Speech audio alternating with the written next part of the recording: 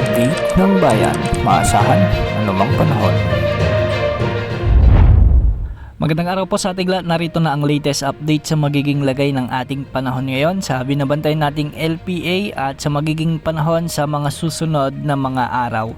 Patuloy nga nating minomonitor ang low pressure area na nabuo ng isang araw at ngayon ay nasa coastal waters na ito ng Mapanas, Northern Samars. Mababa pa rin ang tsansa nitong lumakas bilang bagyo sa susunod na 24 oras at sa mga susunod na oras ay inaasahang tatawirin o dadaan na ito sa bahagi ng Bicol Region sa may Mimaropa at hindi rin inaalis ang posibilidad na madaanan nito ang Metro Manila at ilang bahagi ng Central Luzon.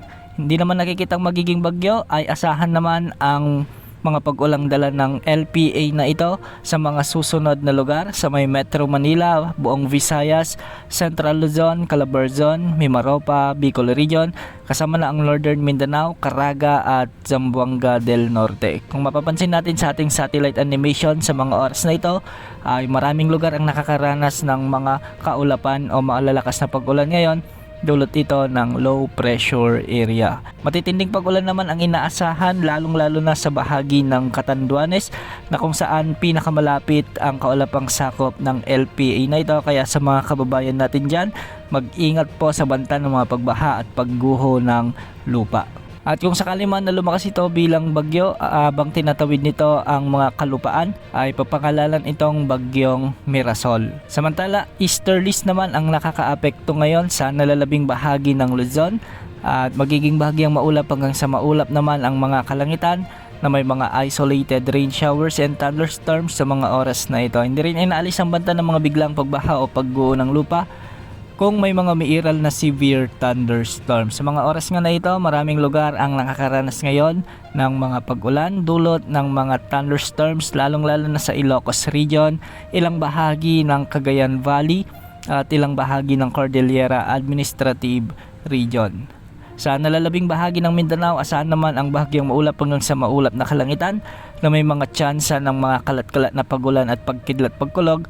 Dulot naman ito ng umiiral o trough ng LPA na ating minomonitor. Posible pa rin ang banta ng mga biglang pagbaha o pagguho ng lupa kung may mga umiiral na severe thunderstorms. Sa ngayon, walang nakataas na gale warning sa anumang baybaying sakop ng ating bansa. Ang mga pag-alon sa silangang baybaying sakop ng Central Luzon at Southern Luzon ay posibleng umabot hanggang 1.8 meters. Dulot ito ng umiiral na LPA. Samantala, hanggang 1.2 meters naman ang inaasang mga pag-alon sa Northern Luzon, ang nalalabing bahagi ng Central Luzon at nalalabing bahagi ng ating bansa. Samantala, may nakataas na weather advisory sa araw na ito. Dulot ito ng LPA o low pressure area at posible ang mga pag-ulan mula 50 hanggang 100 millimeters sa bahagi ng Quezon Province, Marinduque, Camarines Norte, Camarines Sur, Catanduanes at Albay. At bukas, ganitong pag-ulan pa rin ang posibleng asahan sa may Quezon Province. Para naman sa ating long range forecast, may minomonitor tayo o posibleng may mabuong bagyo sa susunod na linggo.